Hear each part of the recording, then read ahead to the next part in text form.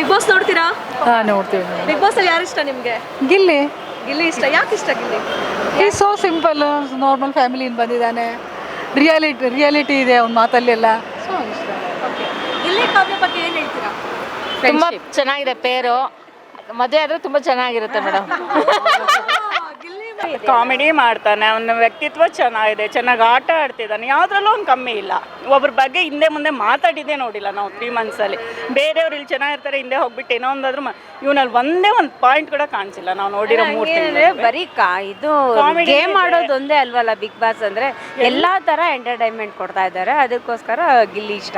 ಅಮ್ಮ, ಈಗ ಎಷ್ಟೋ ಜನ ಹೇಳ್ತಾರೆ ಬಡವ್ರ ಮಕ್ಕಳನ್ನ ಬೆಳೆಸ್ಬೇಕು ಅಂತ. ನಿಮ್ಮ ಪ್ರಕಾರ ಬಡವ್ರ ಮಕ್ಕಳನ್ನ ಬೆಳೆಸ್ಬೇಕಾ ಅಥವಾ ಪ್ರತಿಭೆ ಇರೋರನ್ನ ಬೆಳೆಸ್ಬೇಕಾ? ಪ್ರತಿಭೆ ಇರೋರನ್ನು ಬೆಳೆಸ್ಬೇಕು. ಬಡ ಮಕ್ಕಳಲ್ಲೇ ಜಾಸ್ತಿ ಪ್ರತಿಭೆ ಇರೋದು. ಈ ಹಣ ಇರೋರು ಬರೀ ತಿರುಗಾಟಕ್ಕೆ ಇದಕ್ಕೆ ಸರಿಯಾಗಿರೋದು.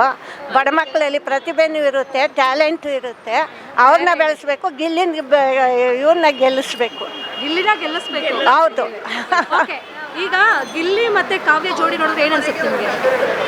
ಅಲ್ಲೇನೋ ಜೋಡಿ ಇರ್ತದೆ ಅಷ್ಟೇ. ಹೊರಗಡೆ ಬಂದಮೇಲೆ ಏನು ಮಾಡ್ತಾರ ಇಂಥದನ್ನ ನಾವು ಬಿಗ್ ಬಾಸ್ನಲ್ಲಿ ನೋಡ್ತಾನೇ ಬಂದಿದ್ದೀವಿ. ಸ್ಟಾರ್ಟಿಂಗಿಂದ ಇಬ್ಬಿಬ್ಬರು ಜೋಡಿ ಇದ್ದೇ ಇರ್ತಾರೆ. ಈಚೆಗೆ ಬಂದಮೇಲೆ ಅವ್ರ ಪಾಡು ಅವರು ಇವ್ರ ಪಾಡು ಇವ್ರು ಇರ್ತಾರೆ. ಅಲ್ಲೇನು ಅದು ಅಂಥದ್ದು ನಡೆಯಲ್ಲ ಅಂತ ನನಗನ್ನಿಸ್ತು. ಗಿಲ್ಲಿ ಒಂದು ವೇಳೆ ಸೋತ್ರೆ ನಿಮ್ಮ ರಿಯಾಕ್ಷನ್ ಹೇಗಿರುತ್ತೆ? ನೆಕ್ಸ್ಟ್ ಬಿಗ್ ಬಾಸ್ ನೋಡೋದೇ ಇಲ್ಲ. ನಮ್ಮ ಮಹಿಳಾ ಮಣಿಗಳು ಗಿಲ್ಲಿ ಸೋತ್ರೆ ಬಿಗ್ ಬಾಸ್